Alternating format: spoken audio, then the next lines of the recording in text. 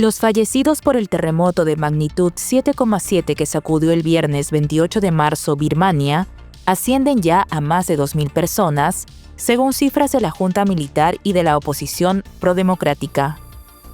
El presidente de Estados Unidos, Donald Trump, no descarta presentarse a las siguientes elecciones nacionales fijadas para 2028, a pesar de que la Constitución estadounidense no permite sumar más de 2 mandatos y asegura que hay métodos para conseguirlo.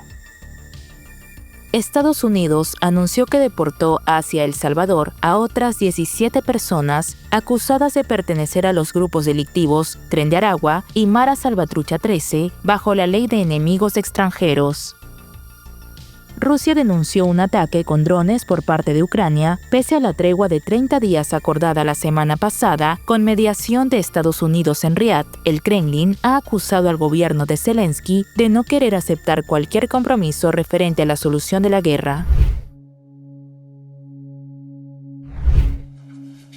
El balance de personas fallecidas por el terremoto en Birmania subió a más de 2.000 el lunes.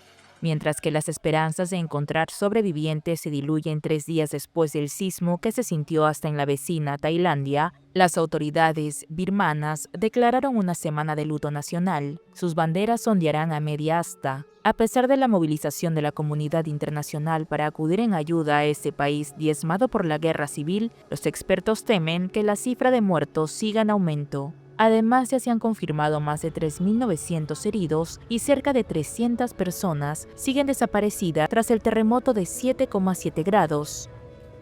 Los esfuerzos de rescate bajaron la intensidad en Mandalay en medio de condiciones difíciles y con temperaturas cercanas a los 40 grados Celsius que aceleran la descomposición de cuerpos, lo que podría complicar su identificación. En el primer día del terremoto ayudamos a las personas heridas a llegar al hospital con nuestras 5 ambulancias. En el segundo día tuvimos que llevar solo cuerpos muertos y enviarlos a la morgue. Hemos enviado al menos de 70 a 80 cuerpos muertos hasta ahora. Este lunes se esperan cientos de funerales de las víctimas. En otro punto de Mandalay, los fieles musulmanes se congregaron el lunes cerca de una mezquita destruida para la primera oración del Eid al-Fitr, la festividad que se celebra después del mes de ayuno musulmán del Ramadán. Al otro lado de la frontera, en la capital de Tailandia, también continúan las operaciones para hallar sobrevivientes bajo los escombros del edificio de 30 pisos que colapsó por el terremoto el viernes. La mayoría de los fallecidos en la torre desplomada eran trabajadores de la construcción. Sus familias esperan noticias de sus seres queridos mientras los rescatistas trabajan contra reloj. Cuando llegué por primera vez, no pude soportarlo. Ahora que han pasado unos días, estoy empezando a aceptar esto. Todavía rezo para que él siga con vida. Si ya no está vivo, espero que podamos recuperar su cuerpo. De todas formas, quiero verlo. Al menos 19 personas fallecieron en Bangkok. Se registran más de 30 heridos y 78 desaparecidos, según las autoridades de la ciudad. Además, como se anunció durante el fin de semana, Estados Unidos proporcionará hasta $2 millones a través de organizaciones de asistencia humanitaria con sede en Birmania para apoyar a las comunidades afectadas por el terremoto del 28 de marzo como respuesta inmediata. Un equipo estadounidense de expertos humanitarios con sede en la región viaja a Birmania para identificar las necesidades más urgentes de la población como refugio de emergencia, alimentos, atención médica y acceso al agua. Les advierto, sin embargo, que rechazo la idea de que esto sea obviamente resultado de los recortes de USAID y ese tipo de financiación. Hay muchos elementos diferentes en esta dinámica y también estamos, sin duda, en la región. Estamos sobre el terreno y puedo decir que podría estar bien que nos incorporemos a las evaluaciones de necesidades de los equipos de la embajada sobre el terreno, lo que nos ayudará a orientar mejor nuestra respuesta. Pero tengan en cuenta, por supuesto, que tenemos una misión allí y un equipo de personas.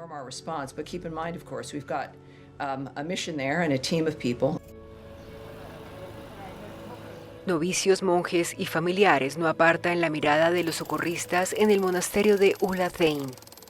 De pronto, el rostro apagado de un monje budista emerge entre los escombros del edificio religioso en Mandalay.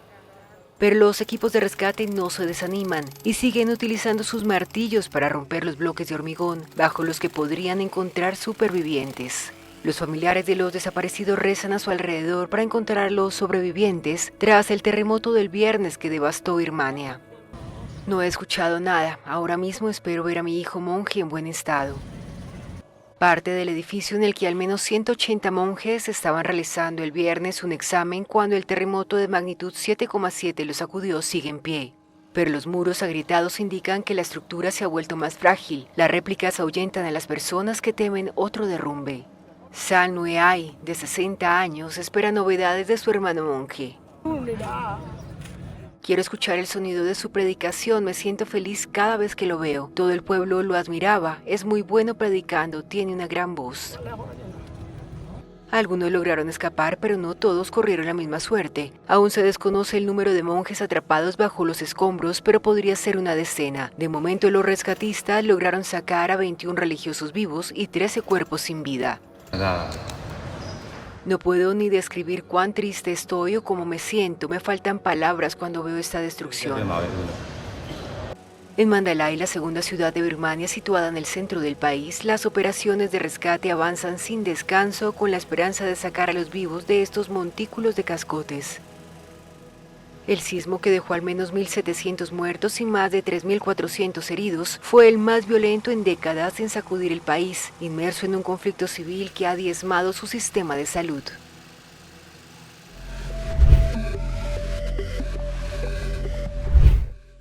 Donald Trump ha asegurado que no es una broma su afirmación sobre buscar un tercer mandato en las elecciones del 2028. A pesar de que la Constitución lo prohíbe, Trump asegura que hay métodos para lograrlo. A mucha gente le gustaría que lo hiciera, pero en resumen, les digo que tenemos un largo camino por recorrer, dijo Trump en una entrevista telefónica con Kristen Welker de NBC News publicada el domingo. Welker mencionó un posible plan según el cual el vicepresidente J.D. Vance se presentaría en 2028 y luego le cedería el testigo a Trump. Bueno, esa es una, pero también hay otras, dijo el presidente, antes de negarse a dar más detalles. En la Cámara de Representantes, el representante Andy Ockles, republicano de Tennessee, ha presentado una legislación para iniciar el largo proceso de modificar el texto de la enmienda 22 y permitir que un presidente que cumple mandatos no consecutivos pueda cumplir un tercer mandato de 4 años. La redacción de la propuesta de Ockles excluiría a los expresidentes con 2 mandatos, como Barack Obama, de salir del retiro. Derogar o modificar la enmienda 22 requeriría 2/3 de los votos, tanto en la Cámara de Representantes como en el Senado, y la ratificación de 3/4 partes de los estados. El único presidente que ejerció más de 2 mandatos fue Franklin Roosevelt. La enmienda 22 se ratificó en 1951, años después de su fallecimiento.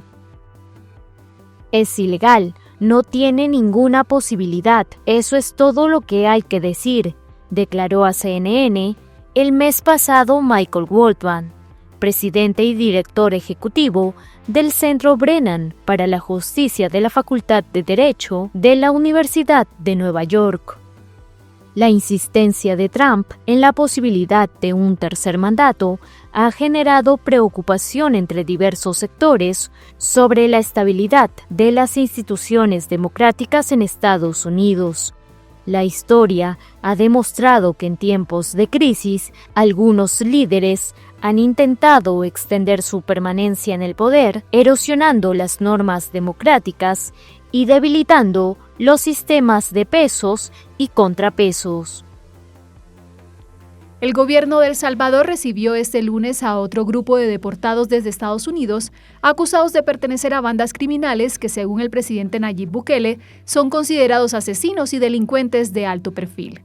A través de un mensaje en X, el presidente Bukele confirmó: anoche, en un operativo militar conjunto con nuestros aliados de Estados Unidos, trasladamos a 17 criminales extremadamente peligrosos vinculados al Tren de Aragua y la MS-13.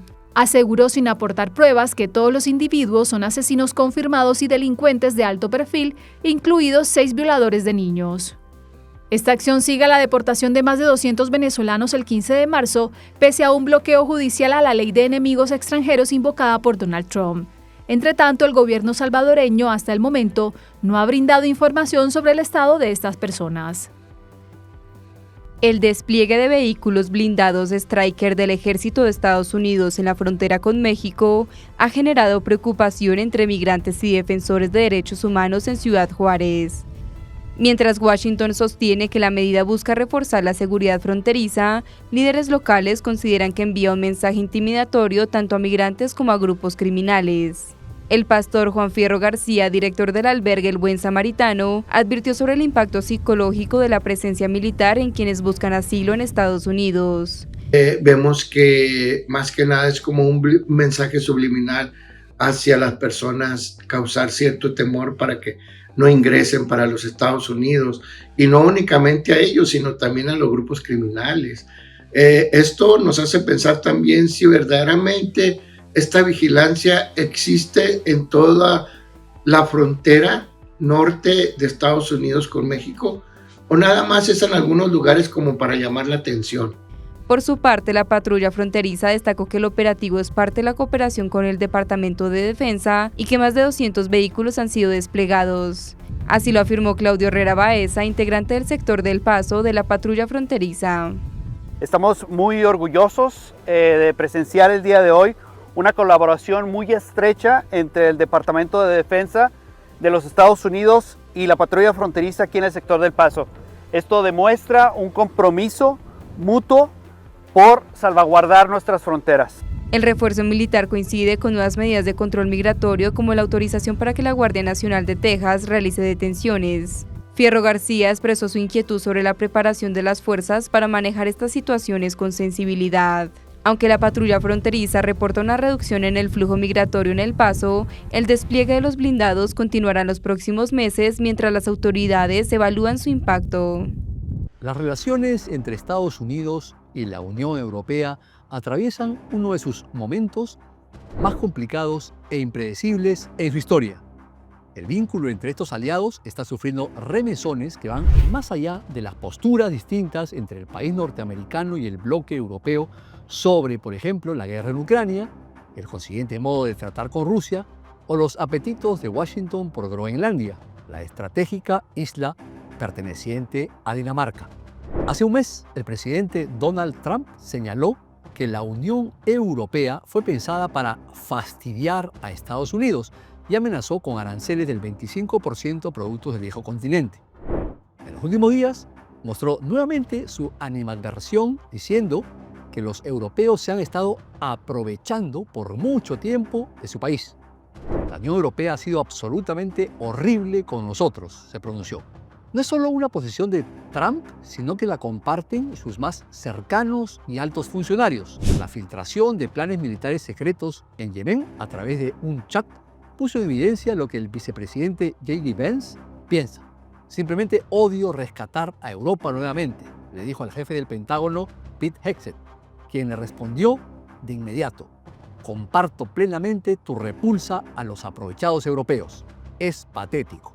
Es horrible verlo tan claramente, pero no sorprende. Esta fue la reacción que recogió la cadena británica BBC de un diplomático europeo frente a la exhibición de este desprecio hacia los socios del otro lado del Atlántico, en este chat grupal. Otro diplomático habló de fuerte dolor de estómago por las expresiones vertidas, pero no se hicieron declaraciones públicas para no dificultar aún más la situación transatlántica. Desde la Segunda Guerra Mundial, Europa occidental ha buscado el respaldo de Estados Unidos en materia de seguridad y defensa.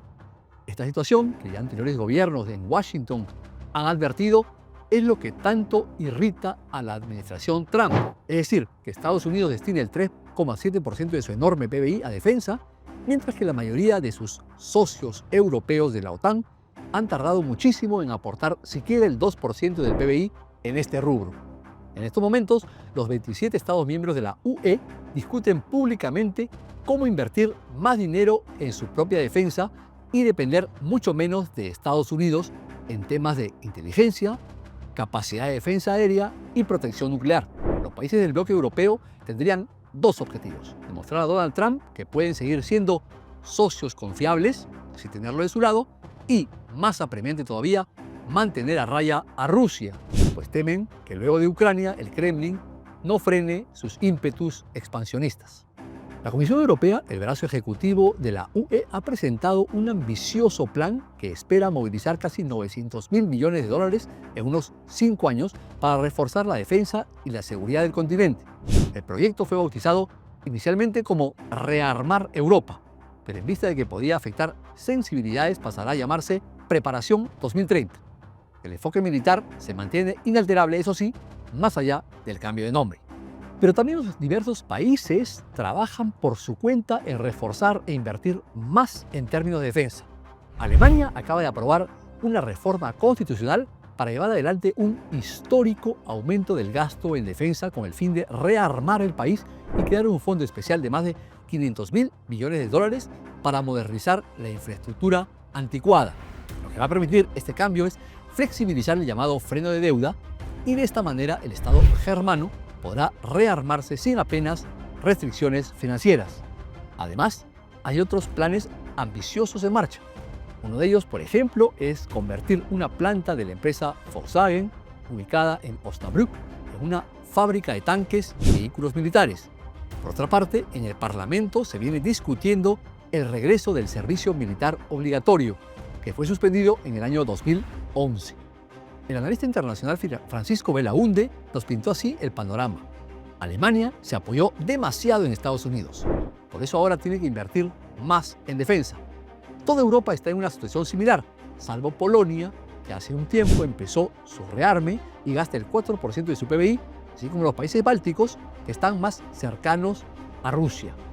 En el 2024, el presupuesto de defensa alemán aumentó, lo que representó alrededor del 2.3% del PBI, superior al objetivo de gasto del 2% del PBI establecido por la OTAN, pero aún lejos del 5% que ha exigido Trump a los países integrantes de la Alianza Atlántica.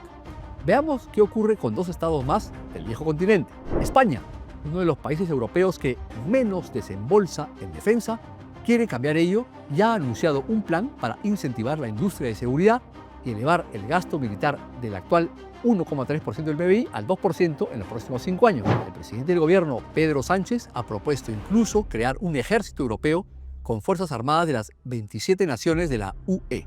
Suecia ha divulgado que aumentará su gasto público en defensa en cerca de 30.000 millones de dólares durante los próximos 10 años, con lo cual alcanzará una inversión en este rubro del 3,5% del PBI en el 2030, en comparación con el 2,4% actual. Son cifras que asombran en una nación que puso fin a 2 siglos de no alineamiento militar recién hace un año, cuando decidió incorporarse a la OTAN a raíz de la invasión rusa de Ucrania, con el claro objetivo de protegerse a futuro. Llegados a este punto de la historia, vale recalcar lo que el filósofo y sociólogo alemán Jürgen Habermas, uno de los intelectuales más influyentes de Europa, ha dicho a sus 95 años en un reciente artículo de opinión. Los países miembros de la UE deben dejar la miopía y unir sus fuerzas militares, porque si no, ya no contarán ni significarán en un mundo en movimiento geopolíticamente y sometido a fuerzas centrífugas. Y que más que apoyar a Ucrania, el objetivo del rearme debe ser reafirmarse existencialmente en una situación en la que Estados Unidos podría dejar de prestar ayuda muy pronto. Venezuela recibió el domingo el primer criminal de peso deportado de Estados Unidos, según las autoridades del país. El vuelo con 175 migrantes venezolanos expulsados por Washington fue recibido por el ministro de Interior Diosdado Cabello en el Aeropuerto Internacional de Maiquetía. Por primera vez en esto de estos vuelos que hemos venido haciendo, llega alguien de peso reclamado por la justicia venezolana y no es del Tren de Aragua. No es del Tren de Aragua, pertenece a una banda del estado Trujillo, la banda, voy a decir el nombre porque así se llama, la banda del Cagón en el estado Trujillo. El ministro, que ha rechazado en distintas oportunidades los señalamientos de Estados Unidos contra los migrantes, insistió en afirmar que hasta ahora en los vuelos de deportación no ha llegado ningún miembro de la organización criminal transnacional Tren de Aragua. Una persona de nivel en esa banda. Por primera vez De más de 1.300 personas, uno solo. No viene ninguno vinculado al Tren de Aragua en este vuelo tampoco. Este es el tercer grupo que retorna a su país desde el pasado lunes, luego de que se acordara con Estados Unidos reanudar los vuelos de repatriación hace una semana. En total, 918 personas han llegado a Venezuela deportadas de Estados Unidos. Otros 553 migrantes han retornado procedentes de México y no está claro si estuvieron en suelo estadounidense. Casi 8 millones de venezolanos han dejado su país huyendo de una crisis económica que comenzó a revertirse en 2021 según la ONU. El gobierno, por su parte, asegura que más de 1.200.000 han regresado.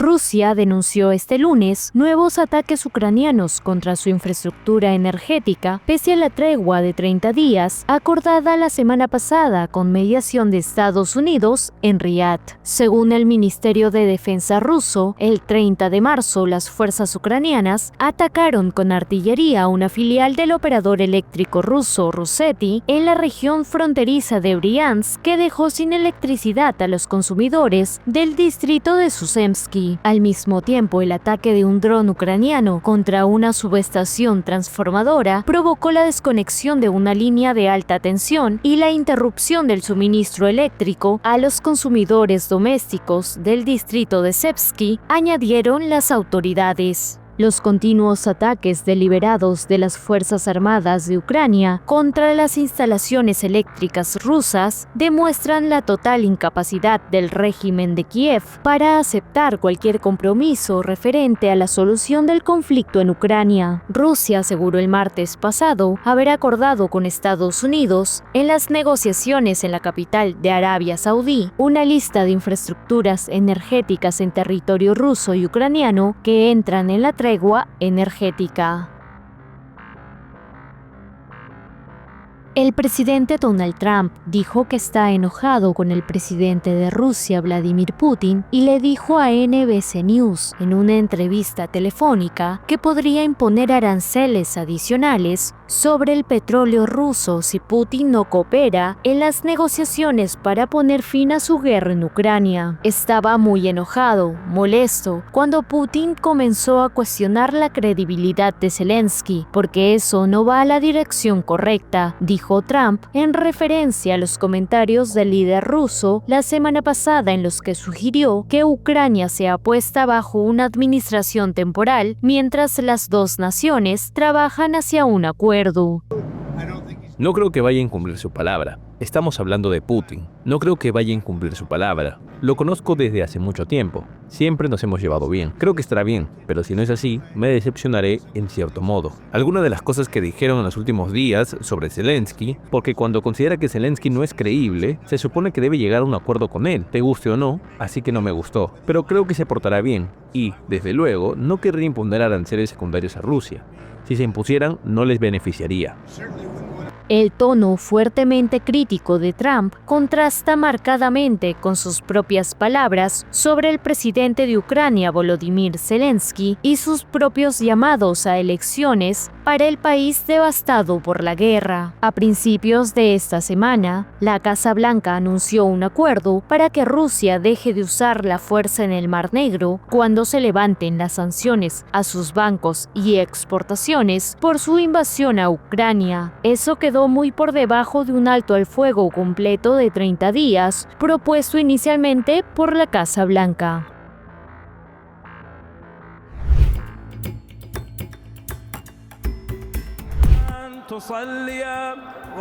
El líder supremo iraní, el ayatolá Ali Jamenei, prometió una respuesta firme en caso de ataque a su país tras las amenazas del presidente estadounidense Donald Trump. En una entrevista en el canal NBC el domingo, el presidente de Estados Unidos declaró que habrá bombardeos en Irán si no se llega a un acuerdo sobre el programa nuclear iraní. Amenazan con hacer daño, por supuesto. Si se llevan a cabo, no estamos seguros de que ocurran. No creemos que sea muy probable que se realicen desde el exterior, pero si se lleva a cabo, sin duda recibirán un fuerte contraataque. Los países occidentales acusan desde hace décadas a Irán de querer dotarse de armas nucleares, algo que el país rechaza, asegurando que su programa solo tiene objetivos civiles. En 2018, durante su primer mandato como presidente, Trump retiró a Estados Unidos de un acuerdo histórico sobre el programa nuclear iraní y volvió a imponer sanciones al país. Ese acuerdo, sellado en 2015 entre Teherán y las potencias occidentales, obligaba a Irán a limitar su programa nuclear a cambio de un alivio de las sanciones económicas. Irán y Estados Unidos no tienen relaciones diplomáticas desde 1980. Desde que regresó a la Casa Blanca en enero, Trump ha dicho estar abierto al diálogo con Teherán y mandó una carta a los dirigentes iraníes. Irán indicó el jueves que había respondido a la misiva del presidente estadounidense, aunque sin revelar el contenido. El primer ministro israelí Benjamin Netanyahu aseguró el domingo que la presión militar contra Hamás en Gaza funciona e instó al movimiento islamista palestino a deponer las armas. Las declaraciones de Netanyahu coinciden con el interno de Egipto, Qatar y Estados Unidos como países mediadores de volver a negociar un alto al fuego y asegurarse la liberación de los rehenes israelíes que siguen en Gaza. Un alto responsable de Hamás dijo el sábado que el movimiento ha aprobado una nueva propuesta de los mediadores e instó a Israel a apoyarla. Tras presentar una contrapropuesta a las exigencias de Hamás, el primer ministro israelí también afirmó que los dirigentes de ese movimiento podrán irse de la Franja de Gaza, donde Israel prosigue sus mortales bombardeos. Jamás debe deponer las armas, se permitirá a sus líderes salir. Aseguraremos la seguridad en Gaza e implementaremos el plan Trump, el plan de migración voluntaria. Este es el plan y no lo estamos ocultando, estamos dispuestos a discutirlo en cualquier momento. Al menos 17 personas, la mayoría niños y mujeres, murieron en bombardeos israelíes en Khan Yunis, en el sur del estrecho territorio palestino gobernado por Hamás desde 2007, de acuerdo con la información del Hospital Nasser. Uno de los ataques alcanzó una casa y una tienda con 8 personas desplazadas dentro en el primer día del Eid al-Fitr, la fiesta musulmana que marca el fin del mes de ayuno del Ramadán. Los cuerpos de 14 socorristas muertos en disparos israelíes contra ambulancias en Gaza el 23 de marzo fueron recuperados, según la Media Luna Roja palestina. Netanyahu viajará a Hungría el 2 de abril a pesar de afrontar una orden de arresto de la Corte Penal Internacional por supuestos crímenes de guerra y de lesa humanidad en Gaza.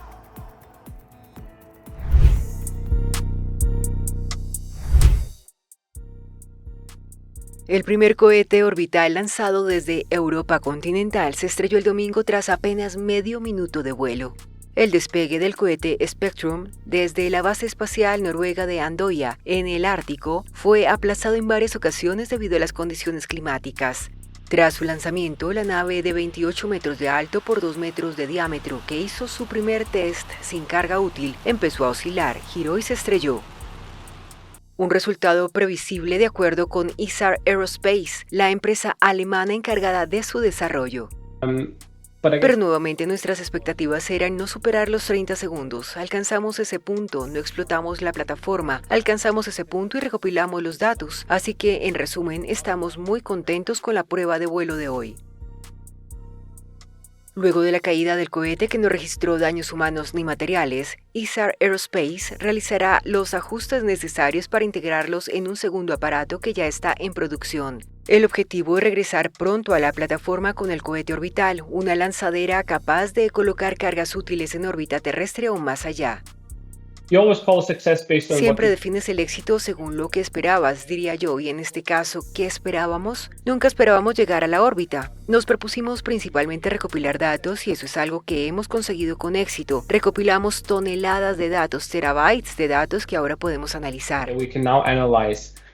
En 2023 hubo un primer intento de vuelo orbital desde Reino Unido, realizado por Virgin Orbit. En esa ocasión, la empresa del multimillonario Richard Branson utilizó un Boeing 747 para el lanzamiento, que fracasó y la compañía se fue a la quiebra.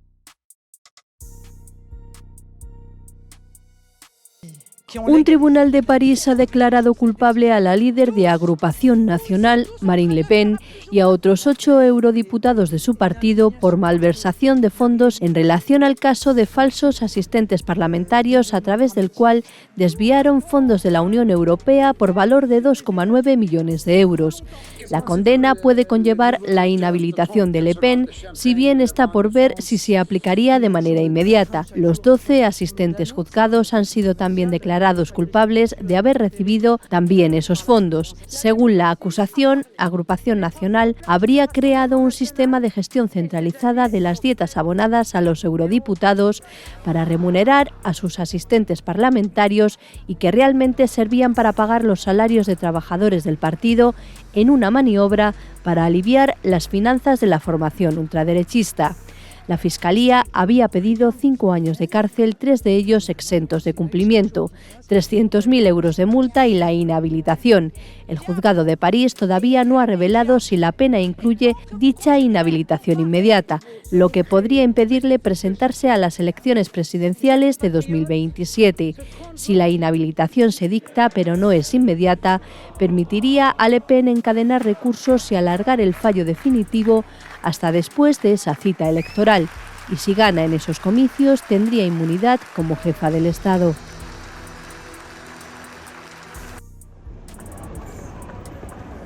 A partir del miércoles, los ciudadanos europeos se verán obligados a tener una autorización electrónica de viaje para entrar en Reino Unido. Dicho trámite, que se puede realizar desde el 5 de marzo mediante el pago de una tasa de unos $15.50, que tiene previsto aumentar, tendrá una validez de 2 años y podrá obtenerse desde la aplicación UK ETA o en el sitio web del gobierno británico. Los ciudadanos de una treintena de países europeos, incluidos todos los de la Unión Europea excepto Irlanda, necesitarán este trámite para entrar en Reino Unido, que abandonó el bloque en 2020. Este trámite también será obligatorio para niños y bebés. Según informó el gobierno británico, esta medida, que fue anunciada en 2023, tiene como objetivo reforzar la seguridad fronteriza. La AEB les permitirá permanecer en Reino Unido hasta 6 meses y entrar en suelo británico de forma ilimitada durante 2 años, pero la solicitud debe renovarse en caso de cambio de pasaporte. En enero, este trámite para entrar en Reino Unido se volvió obligatorio para los ciudadanos de medio centenar de países, incluidos Estados Unidos, Canadá y Australia.